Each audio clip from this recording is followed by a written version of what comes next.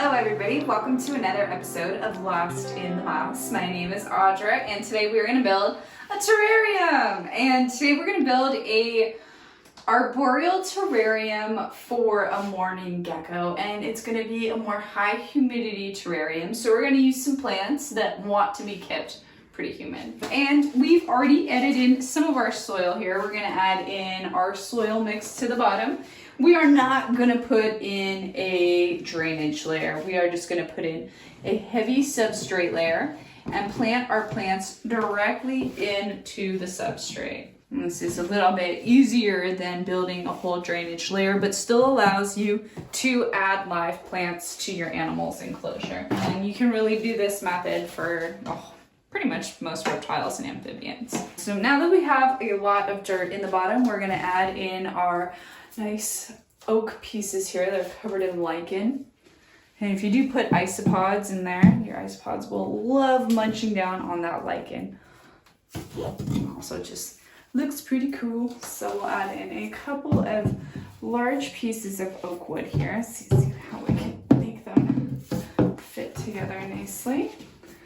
And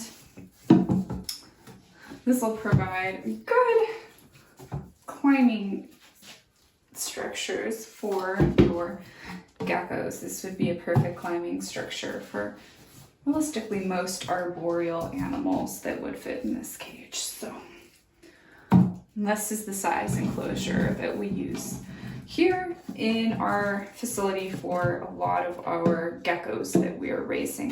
And I really like these tanks because they have opening top and an opening front, so you can access it from all angles. Okay, so looks like we've got some wood in there. It's a little wobbly, so I'm gonna add maybe one more something in here, a chunk of bark, to really maybe hold everything into place or move everything out of place. I'm not sure yet. So it's something I'm really thinking about when I'm setting up an enclosure, is making sure that nothing's gonna wobble. I don't want these large heavy pieces of wood to wobble and slip and squish a gecko or a frog or anybody in there. So we wanna make sure everything is really solidly in there. The moss is falling. So, because we are putting mourning geckos into this enclosure, I'm gonna add little sticks for little tiny toes. Mourning geckos are pretty small. Hatchling mourning geckos are pretty small. So you could keep, a couple of adult females in here. Just adding some sticks to create lots and lots of climbing structures for these geckos.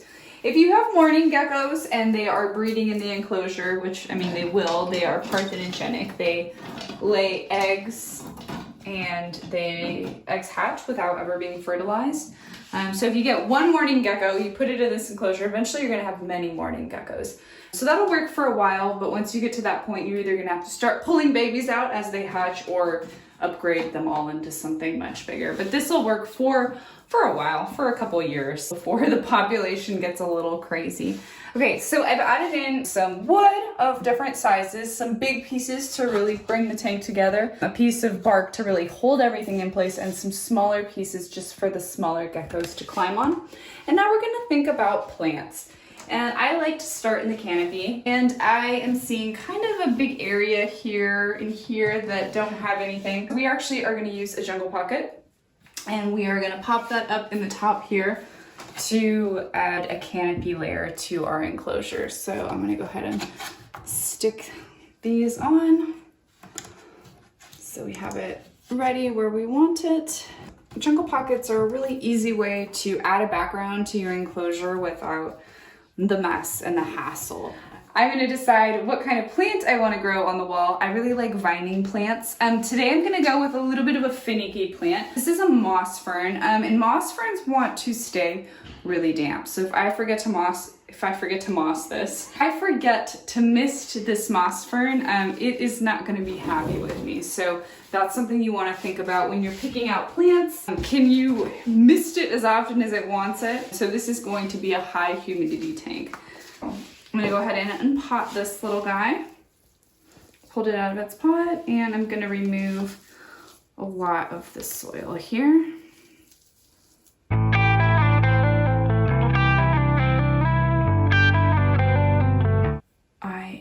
going to wrap what's left because these roots are so fine. These roots are so fine. It's really hard for me to get all the dirt off, but there is none of the fertilizer in here. So I am actually just going to take this, what's left, this soil dirt ball, clump it, and I am going to wrap it in moss.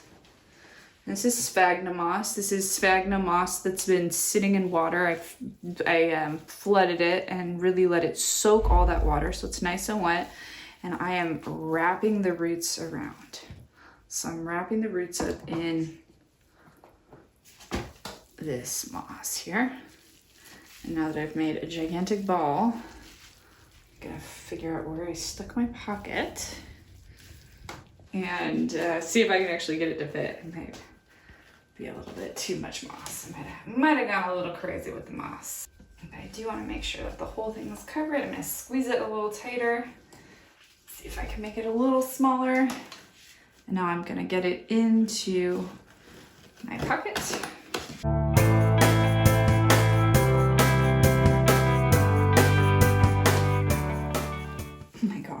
Okay, I went too big. I was like, I can do it. I can make it happen. Okay, no, I think I did. Okay, we're in. We've made it. Success. Our jungle pocket is very full and a little bit heavy because it does have some of that soil left over from those really fine roots. So now we're just gonna stick it. Now that I see how high this is coming up, I am definitely going to adjust my jungle pocket because I want this to fill in the whole background, not just go up into the ceiling, which is what it's doing. So I'm going to go ahead and pull it back down and figure out where I want it. Stick it in the front here. Really let it fill in the front if we wanted to. Actually, it looks kind of cool. So maybe we'll go with that. Let it fill in the front. Reattach my suction cups.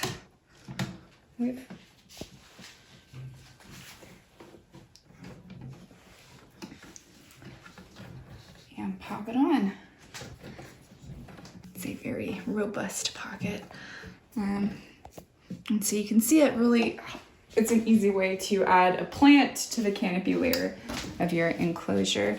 But like I said before, this is a plant that we're gonna definitely wanna spray down very heavily all the time to keep it happy. So let's add some more plants to our enclosure here. We have a nice spot here that could use a plant. Maybe we can stick one back here.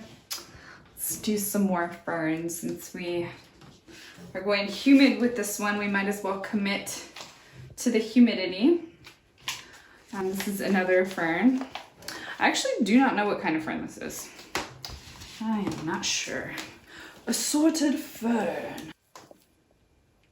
Let's see, it's got gorgeous new little leaves and furling here. So let's see where I'm potting it, getting all the fertilizer off if there's any. And then we are going to find somewhere to stick it. So I'm digging a little hole in our very, very deep substrate. And now I'm just covering the roots back up.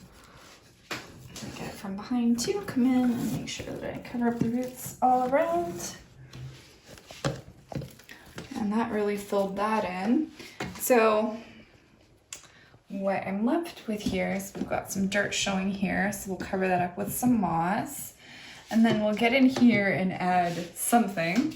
We can add an epiphyte of some sort. We can do an epiphyte like this where we have to wrap its roots in moss and attach it, or we could do an epiphyte such as a little air plant that doesn't need moss. It would grow just directly like this if you left it and it didn't fall.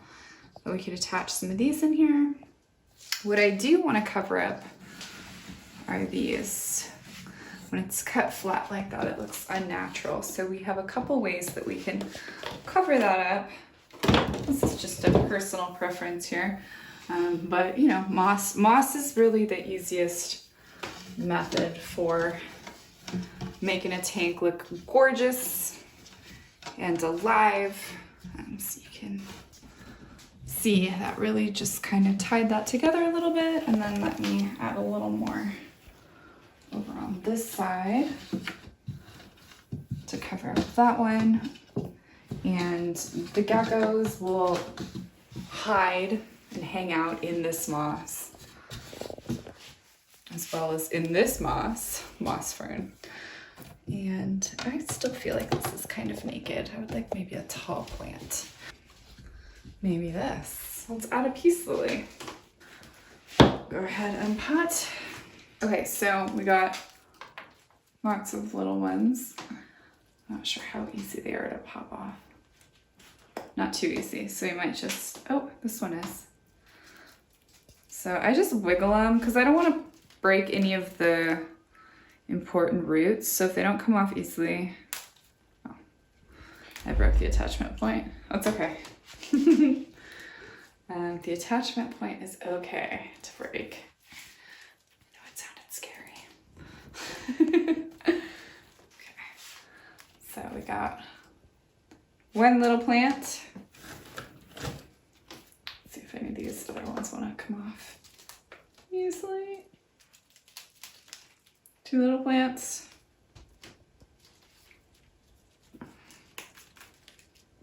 So we have a whole ton of them. A lot of plants reproduce this way. They just make new ones. So let's take the big one and pop that into the back where I have this kind of empty space. Let's pop it in right here. So I'm digging a hole just so I can pop the roots in. See that super healthy root structure. Okay, let's get them all in there, you included. And just bury them here. And then go ahead and get that all covered back up. We might need to add a little more soil here in the back. That way we get the roots fully planted there and covered. Perfect. And so this plant will provide lots of cover. These grow really quickly. And let's put another one in on this side. Got another blank spot right here. And put all the babies. Let's put all the babies in there. Awkward little spot. But we're gonna make it happen. We're gonna make it happen. Like turn it so you see a little bit better. But yeah, this little corner is kind of hard to get into. Just doing the same thing here, making sure that the roots are buried. And you can definitely add springtails and isopods to this enclosure. You'd want to add some leaf litter, but they'll eat the lichen, they'll work on the oak. They'll definitely eat the poops. Springtails eat the molds. Help keep your tank under control. And the isopods will help clean all sorts of other stuff in your enclosure. So putting invertebrates in your enclosure is a great idea if you're thinking about going that route. Okay, so we are almost done here. The last thing I'm gonna do is just add some moss into the ground here to bring the whole tank together a little bit. And as you can see, I'm making some parts of the tank, the soil higher than others, because that's just like what real life looks like, you know? It's not flat. So we're gonna take some moss and literally just lay it down, creating a nice layer on the ground. Anything else that it looks like it needs? Maybe a little more moss. I'm gonna add just a touch more Spanish moss and then maybe another air plant. I don't think I've added any air plants. So air plants, when they are getting ready to bloom, they actually change colors. So Most of the time, air plants are this color. A lot of them. In this range of color, you know, kind of a light green. And then as they're getting ready to bloom, which is what is happening right here, they turn colors. So these, when I got these in a couple weeks ago, they were that light green, and they're getting ready to bloom. So they've turned a beautiful pink. And then you can see this one's already blooming. And these are the clumps that we sell. We sell clumps of tillandsias that have just a bunch of different pups. Just like we saw with the peace lily, how we were able to pull it off into pups, that's exactly what's going on here. We have all different pups of these air plants. So we can, let's see what we want to add in here. Let's maybe add in one of these bright pink ones. And we can wedge it, and that can hold it. And if it falls, we can, you know, fix it. Or if we really want to attach it, we can use some glue, or we can use some string. There's lots of different ways that we can actually attach our plants if we do decide to go that route. I might add maybe one or two more of these pink air plants in here just to kind of add a little more to the canopy layer, especially if I plan to have baby mourning geckos in here. Okay, so I think this tank is done. Thank you for joining us, and we'll